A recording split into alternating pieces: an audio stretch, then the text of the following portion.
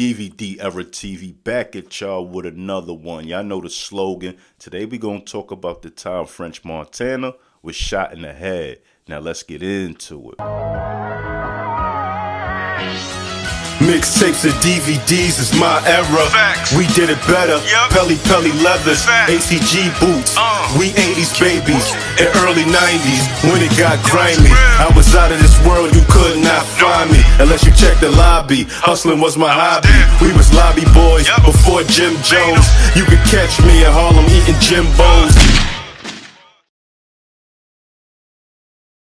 Now, if you don't know who French Montana is and you've been living under a rock, French Montana is responsible for helping contribute to the DVD era with a DVD of his own called Cocaine City. Now, the Cocaine City DVD was one of the top DVDs at the time, along with Smack DVD and a Come Up DVD. Now, French Montana's Cocaine City DVD featured artists like Lil Wayne, T.I., Gucci Mane, Young Jeezy, and Nicki Minaj, just to name a few. Now, Frenchie would take to the Cocaine City DVD, adding his own videos along with interviews and videos from other big artists so he could get worldwide exposure. Now, French Montana will also link up with Harlem rapper Max B and start the Coke Wave, where they spent most of their time dissing rapper Jim Jones. Now, not too long after Max B was sentenced to 75 years in jail, French Montana found himself bouncing around the industry, working with artists such as Red Cafe, Fat Joe, Waka Flocka, and Rick Ross, just to name a few. French even tried to break some artists of his own by starting the Coke Boys, which helped Far Rock rapper Chinx Drugs take his rap career to the next level. Now, after signing to Akon's Convict Music, French Montana found a home at Bad Boy Records along with Diddy,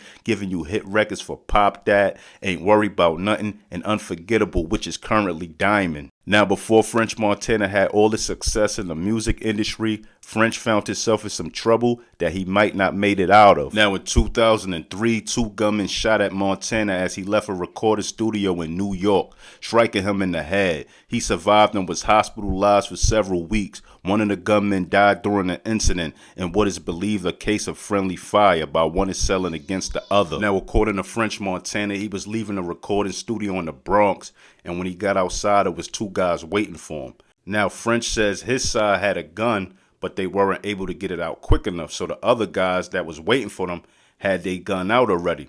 So French said he decided to wrestle with the dude that had the gun out and, basically fight for his life. Now, as they wrestling, French was shot in the head. Now, the other dude that was trying to get at French and them seen French wrestling with his homeboy for the gun, and he tried to shoot French, but he missed and killed his homeboy by mistake. Now, after the shooting, French homeboy rushed him to the hospital. Now, this whole story made the news. Now, when it came on the news and they showed the dude that was killed and the other dude involved with the situation, French put two and two together and realized that he was lying by somebody who was in the studio, and it actually was the guy that rushed him to the hospital. So the guy that helped save his life was the one that tried to line him up. Now, French will go on and even get charged with murder for the other dude being killed in that whole little scuffle, and he ended up beating it. And he ended up beating the case because, for one, there was no evidence, and the cops must have seen it was friendly fire between the two assailants. Now, I know it's going to be people in the comment section like, why bring this up now? This happened 20 years ago. For one, I like doing old hip-hop stories. It's a market for it, and people find these stories very interesting. And two, is because I cover artists from the DVD era and situations that happened in the DVD era. Now, let this story be a lesson to you dudes in the street. You got to move militant, and you got to watch the company you keep, and keep your circle small. You don't got to be in the mix all the time with everybody, and everybody ain't got to know your every move. Keep your circle small and move militant, so stuff like this won't even happen. Don't even put yourself in a position for this to happen. Not to say that this can't happen any minute, any day, but anyway, you get the point.